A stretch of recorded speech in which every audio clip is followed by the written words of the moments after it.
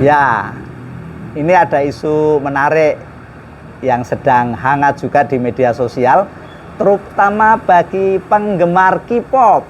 Ya, pop Korea yang dalam bentuk drama Korea, fashion Korea, make up Korea, musik Korea sedang digandrungi terutama Gen Z dan Gen Alpha. Tapi baru-baru ini muncul permasalahan tentang budaya Korea tersebut. Nah, teman-teman mungkin sudah tahu bagaimana perseteruan antara Knet atau netizen Korea versus sibling, yaitu netizen gabungan dari negara-negara Asia Tenggara karena kasus konser musik Korea di Kuala Lumpur beberapa saat yang lalu. Dan akhirnya muncul gerakan boykot produk-produk Korea dan ternyata secara nyata itu berdampak pada perekonomian Korea, terutama tentang produk-produk budaya populer. Nah, ini Prof, antar negara, antar bangsa tiba-tiba saling merendahkan semacam ini. Nah, ini kira-kira dari perspektif Prof untuk anak-anak muda ini di dalam perilaku bermedia sosial tiba-tiba saling merendahkan dan secara tidak beradab semacam ini. Kira-kira bagaimana ini mungkin punya wejangan untuk para netizen di Indonesia menghadapi realitas ini?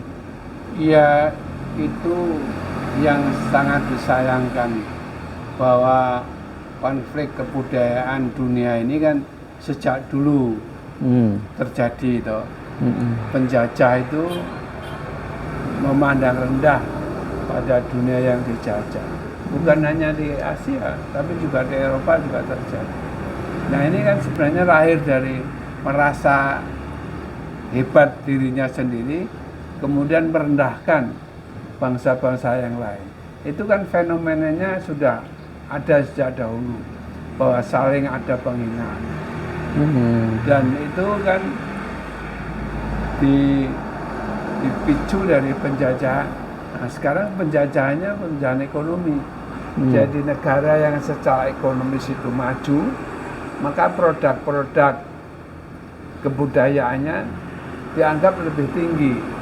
Lalu dia merendahkan bangsa-bangsa lain yang sebenarnya dia perlukan sebagai pemasaran produk-produk mereka.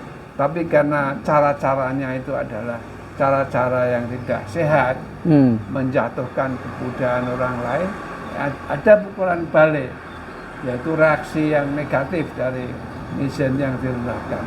Tapi sebenarnya ini kembali kepada konsep bagaimana orang saling menghargai satu sama lain.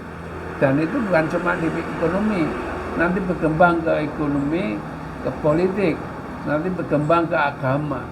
Dan akhirnya memicu konflik yang lebih besar. Dari ekonomi berimbas ke politik, berimbas ke agama, dan akhirnya bangsa-bangsa itu tidak tumbuh untuk membangun kerjasama, tapi memanfaatkan perbedaan untuk saling melakukan penindasan. Dan itu saya kira tidak baik dari sudut kemanusiaan.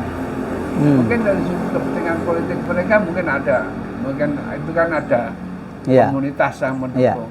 Tapi kalau kita lihat dari kacamata agama, saya kira itu saling merendahkan itu bisa melahirkan bencana sosial yang besar, dan ini harus dihindari.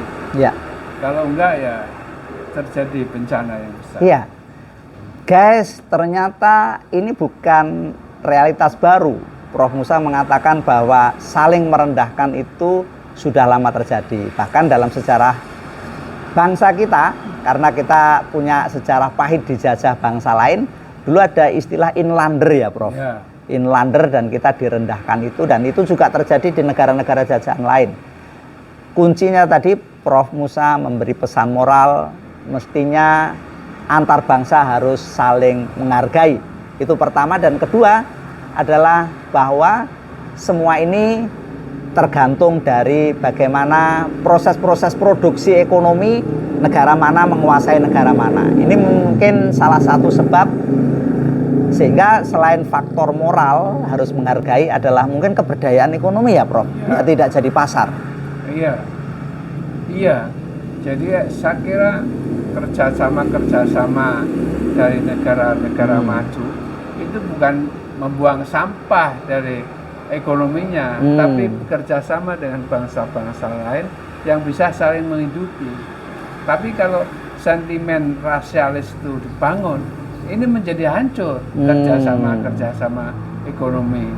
Nah itu yang harusnya dihindari oleh para anak muda dan juga para tokoh-tokoh yang senior. Kalau yang terjadi, wah dunia saya kira. Iya. Kuncinya harus saling menghargai. Prof, untuk ikon aja ada nggak? Ini nyepil dari Prof Musa. Kira-kira ekspresi dari budaya Korea yang Prof tahu, kayaknya pernah foto saranghae ya. Gimana Prof foto saranghae-nya? Mungkin yang menggemari Korea biar tahu. Iya, ini pastinya kita harus sikap kritis juga. Apa yang ada di Korea yang berimbas ke sini tentu kita hargai. Tapi jangan dengan cara kita menghinakan orang lain.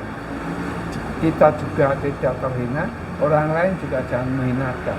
Jadi kerjasama yang konstruktif itu harus dibangun. Karena dunia ini kan tidak mungkin bisa tentram kalau nggak ada kerjasama.